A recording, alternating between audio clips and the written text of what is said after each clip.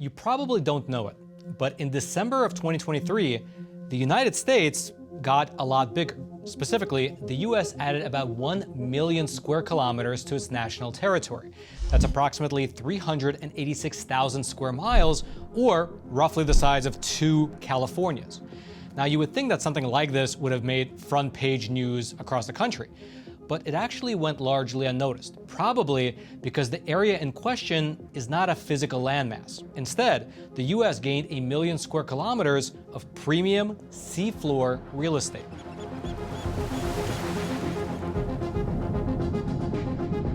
This expansion, just from a sheer size perspective, is the most significant enlargement of the US since the year 1867, which is the year that we purchased Alaska from Russia. And at least one mapping expert is saying that from a strategic location perspective, this addition is as consequential as the Louisiana Purchase. However, before we get into the details of the US's newfound expansion, let's take a quick moment to, one, smash those like and subscribe buttons so that this video can reach ever more people via the YouTube algorithm, and then secondly, go through the relevant laws of the seas that govern expansions like this. To start, back in the 20th century, as developed countries began to expand their mining and fishing technologies, as well as their offshore research capabilities, it became apparent that the largely unexplored ocean floor was going to be very important moving forward, just in terms of the valuable assets that might be down there, things like marine life, oil and gas, mineral deposits, and things like that. And so, because clashes over these underwater assets were essentially inevitable, the United Nations set out to establish globally recognized ground rules for who exactly owns what. This effort of theirs culminated in 1982 when the UN adopted the United Nations Convention on the Law of the Sea, also known as the Law of the Sea Treaty. Now, it took a little while for that treaty to go into effect. However, as of today, the treaty has been ratified by 169 nations, as well as the entirety of the European Union. And what the treaty essentially did is that it established the international rules for territorial waters, as well as established the mechanisms for resolving conflicts between different nation states. Here's specifically how the treaty broke down the 5 different maritime zones, as well as which countries can lay claim to those zones. Firstly is a nation's territorial waters. These extend 12 nautical miles out from the country's shoreline, and this is where the coastal nation state has 100% full sovereignty. Beyond this, up to 24 nautical miles from that baseline, is the contiguous zone. This is where a nation can enforce certain laws concerning things like customs, taxation, immigration, and pollution. Then there is the exclusive economic zone, or the EEZ, which extends 200 nautical miles from the shoreline.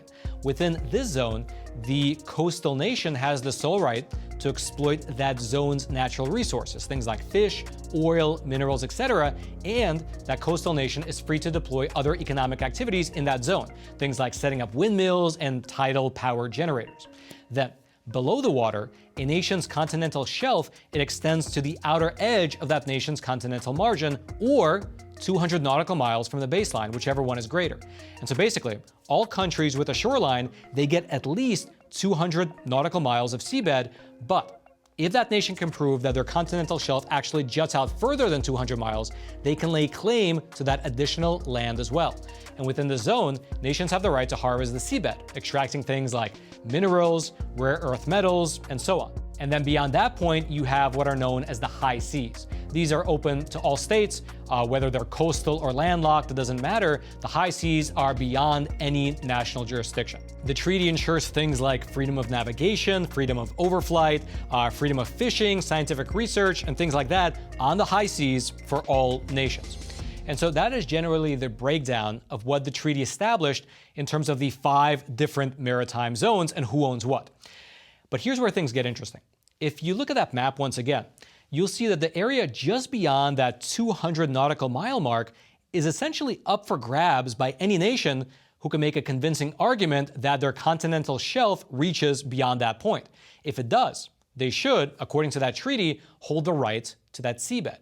These areas are known as extended continental shelves. Within these zones, nations do not have the right to the water column or the fish above the seabed, but they have the exclusive rights to everything on the seabed below, which is where you can find things like oil, minerals, gas, rare earth metals, things like that.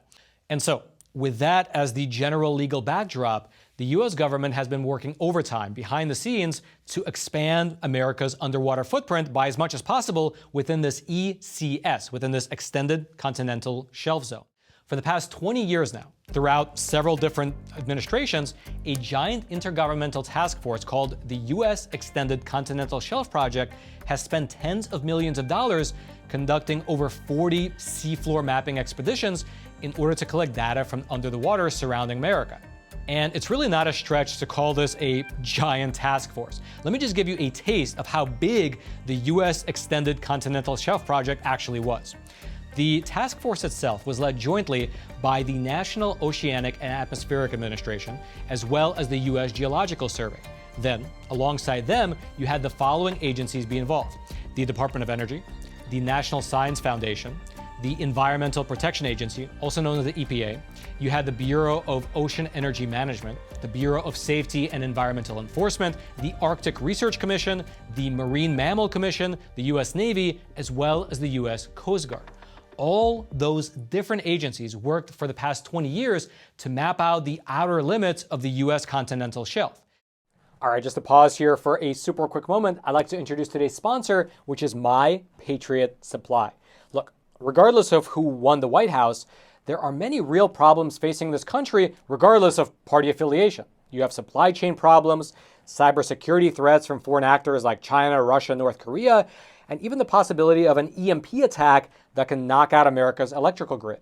And so, what many Americans from all walks of life have done, including myself, is to prepare now for any possible future emergencies. And the first thing to do is to make sure that you and your family have an emergency food supply on deck. Because if everyone is suddenly scrambling for food, you want to be the one to just be able to hunker down in your home and not have to worry about it, which is what millions of families have done by buying from Patriot Supply. Right now, you can head on over to their website and get a 3-month emergency food kit that'll last for upwards of 25 years in storage. And these food kits are awesome. It's basically a large bucket that comes with all these delicious meals like creamy stroganoff, honey wheat bread, mushroom rice plov, things like that. And the entire kit, it actually offers 2,000 calories per day right when you need them the most. And so again, these food kits, they last for up to 25 years in storage, which is why you should get them today because, well, who knows what our country will look like by then. But when that day comes, you and your family will be ready. Just head on over to preparedwithroman.com and order your 3-month emergency food kit today. That's again, preparedwithroman.com. I'll also throw their link down into the description box below. This work of theirs eventually culminated in this December 19th, 2023 statement that was released by the State Department. This statement, it announced America's new claims to several extended continental shelf sections. And these new claims are massive, adding an additional 1 million square kilometers to America's territory. That's roughly 386,000 square nautical miles of new land, roughly equivalent to the entirety of the size of Egypt. However, these new American claims are not one giant contiguous zone. Instead, they actually consist of 7 different pockets. The first one is up by Alaska. This Arctic extended continental shelf is basically a wedge-shaped slice of the Arctic Ocean north of the Alaskan mainland. And by far, this is the single largest addition. Just by itself, this Arctic portion represents over half of America's gains, roughly 151,000 square nautical miles. And also, this one is likely going to prove to be the most important in terms of resource potential. There might be a lot of oil, natural gas, and mineral deposits up there over by Alaska. And also, considering that that area will likely grow to be more important for global shipping and trade in the future, it's also a great strategic position for the U.S. to be able to lay claim to, with some people suggesting that this one area by itself may prove as consequential as the entirety of the Louisiana Purchase. Then, secondly, on the very other side of the country, you have the second largest addition, the Atlantic Extended Continental Shelf, which stretches from the Bahamas all the way up to Canada. This segment adds roughly 69,000 square nautical miles to America's territory. Then you have the Bering ECS, which plugged up a hole in the US-Russia maritime border, and this new claim adds 51,000 square nautical miles. Then, over by California, you have the Pacific ECS. It's a small bulge off of the coast of Northern California, and this one adds approximately 13,000 square nautical miles. Then you have two neighboring patches over in the Gulf of Mexico, which together add about 7,000 square nautical miles to America's ECS. And then lastly, you have the Mariana ECS, which is a very small triangle over by the Northern Mariana Islands, which adds about 380 square nautical miles. Together, these 7 sections, they add up to a cool 386,000 square nautical miles of new premium seafloor real estate. Now, it should be noted that for one, America's new claims in the Arctic actually align perfectly with a maritime boundary agreement that we signed with Russia back in the 1990s. So fortunately, there is no territorial dispute between America and Russia at all. However, some of America's other new claims do intrude on similar claims made by Canada, Japan, and the Bahamas. And so those borders will have to be worked out. But luckily, there is a very low risk of conflict with any of those particular countries because, well, we have friendly relationships with them. In fact, along that line, in their statement, the U.S. State Department mentioned that in those areas, the U.S. and our neighbors will need to establish new maritime boundaries moving forward. And so there you have it, the story of how America just got a lot bigger. And in terms of why this is important, why the U.S. government spent tens of millions of dollars to expand our underwater claims, take a look at this. The Global Marine Mineral Resources Project is a sub-agency within the U.S. government, and they're tasked with studying the deep ocean in order to figure out which minerals occur both within the U.S. exclusive economic zone as well as in areas beyond our national jurisdiction, such as the several areas that we just got claim to.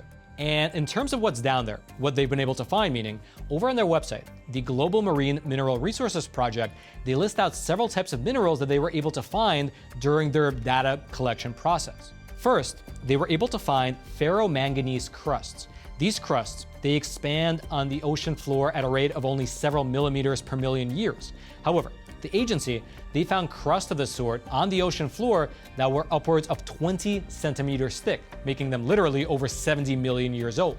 And these crusts, they act as a sort of sponge, absorbing metals and other elements from the ocean over the course of millions of years.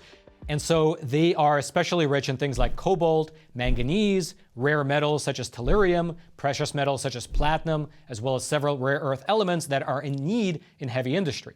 Then, besides these crusts, manganese nodules have also been found to cover the ocean floor. These manganese nodules, they vary from roughly golf ball size to something like baseball size, and just like the crusts, they grow very slowly over the course of millions of years. And these nodules, they're of great interest for mining because they contain high concentrations of things like nickel, manganese, copper, as well as lithium. Then there are seafloor massive sulfides. These are mineral rocks which are rich in things like copper, zinc, iron, gold, and silver. And then besides all that, lastly, there are marine phosphorites. These rocks, they're good sources of phosphate, which is used as a fertilizer in agriculture. They contain upwards of 4% fluorine, which is used in the creation of nuclear material for nuclear power plants, as well as to insulate electrical towers, and they can also contain high concentrations of rare earth elements needed in heavy industry. And so, taken together, all these different types of mineral deposits on the ocean floor are really valuable to the U.S.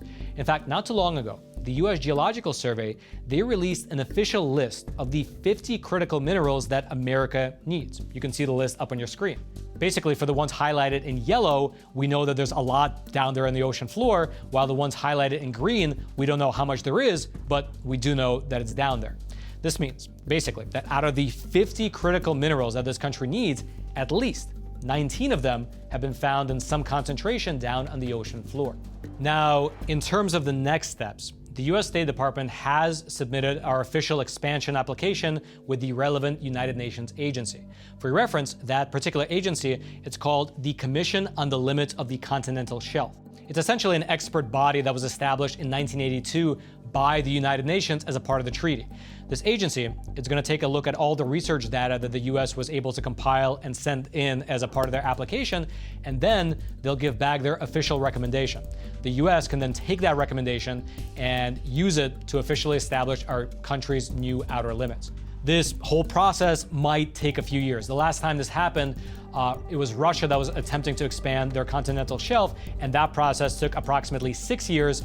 So who knows how long this process will take. I'll let you know if there are any updates. Until then, if you'd like to go through any of my research for today's episode, I'll throw all my research notes. They'll be down in the description box below this video. And also, just as an aside, I didn't know where else in the video to put this, but interestingly, and technically, the US is one of the few countries that never actually ratified the UN Treaty on the Law of the Sea. Many countries did, almost every country in the world did, but the US was one of the ones that did not. There was always a bit of a disagreement in regards to the treaty that dealt with resource extraction in areas outside of national jurisdictions. You had US officials throughout the years and throughout different administrations feel that the terms were unfavorable to our economy as well as to our national security, and so the US has actually never ratified the treaty as a whole. However, as this whole episode shows, they do still abide by the treaty, spending 20 full years to submit an application like this in accordance with the UN Charter.